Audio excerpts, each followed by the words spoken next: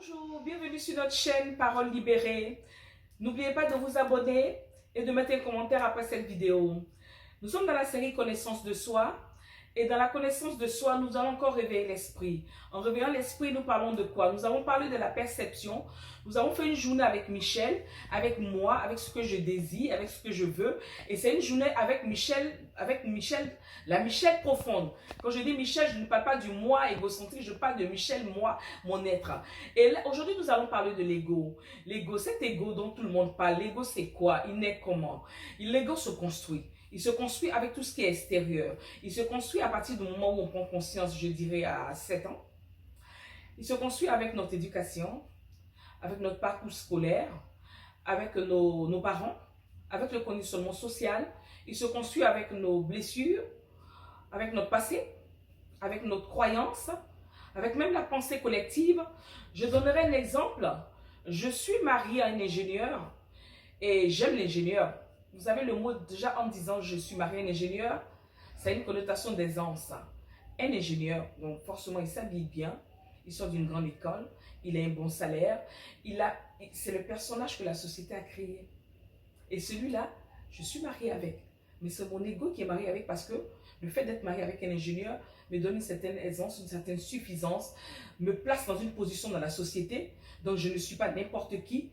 Et l'ego, c'est ça, je le construis, je le nourris. Je le nourris avec ma fierté, avec un air suffisant, presque hautaine, je dirais. Et ça, c'est la société. Donc, en disant que je suis la femme d'un ingénieur, automatiquement, je suis une autre personne. Je suis une personne importante. Je suis une personne qui passe qui vient d'un autre milieu. Et c'est ce que je dis. J'appelle cela le conditionnement social. Mais quand je regarde cette personne en face de moi, avec tout ce personnage créé par la société, je m'arrête un matin, j'aime quoi en fait dans cette personne? J'aime le titre, j'aime les vêtements qu'il porte, j'aime ce que la société représente, j'aime tout ce conditionnement créé par la société. On a aussi un ego dans les croyances. L'ego est constitué aussi par les croyances. J'appelle cela ego spirituel, où je me dis, je suis d'une certaine confession religieuse, je détiens toute la vérité. Celui qui ne partage pas mes opinions religieuses n'est pas du bon bord. Et j'ai cette suffisance spirituelle et cet orgueil spirituel de détenir toute la vérité. Voilà la construction de ce personnage, de cet ego fait par la société. L'ego, c'est quoi? C'est la publicité qui joue sur l'ego. Voilà, ce matin, je me lève, je prends du café, je suis bien habillée, je ressemble à Georges Clooney, puisqu'on nous montre une publicité de Georges Clooney en buvant du café, en étant un homme bien habillé, d'une certaine classe sociale. Je bois le café comme tout le monde. Mais est-ce que j'ai envie de boire le café? Non. Michel n'a pas envie de boire le café. Et Michel boit le café au travail parce que ses camarades boivent le café au travail. Parce que nous appartenons au même groupe. C'est ça l'appartenance, c'est un groupe. Et donc dans ce groupe, je fais comme tout le monde. Le groupe boit le café, ils vont au restaurant, ils vont en vacances. Je fais comme eux. C'est mon ego qui est constitué, qui s'enrichit avec des comportements extérieurs en copiant ce que les autres font, en copiant au groupe auquel j'appartiens.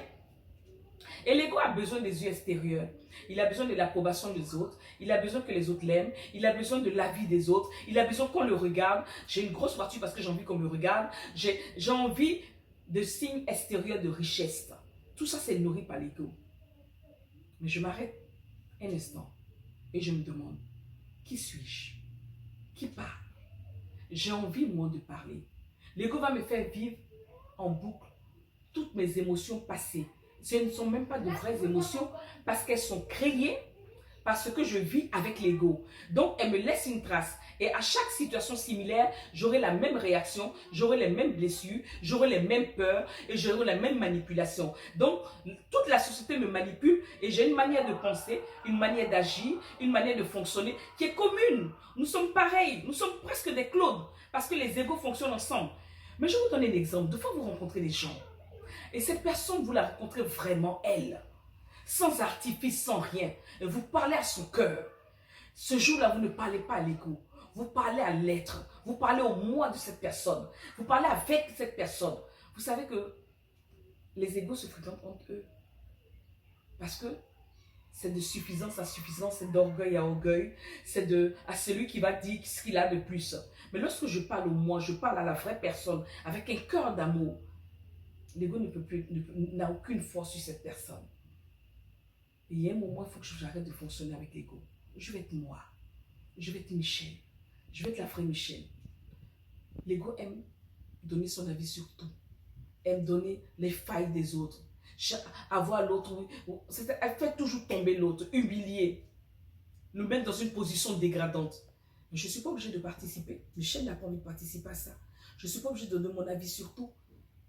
Comment échapper à cet ego qui est présent dans ma vie de tous les jours, qui me conditionne, qui me malmène, qui me fait agir comme tout le monde? Comment échapper à cet ego?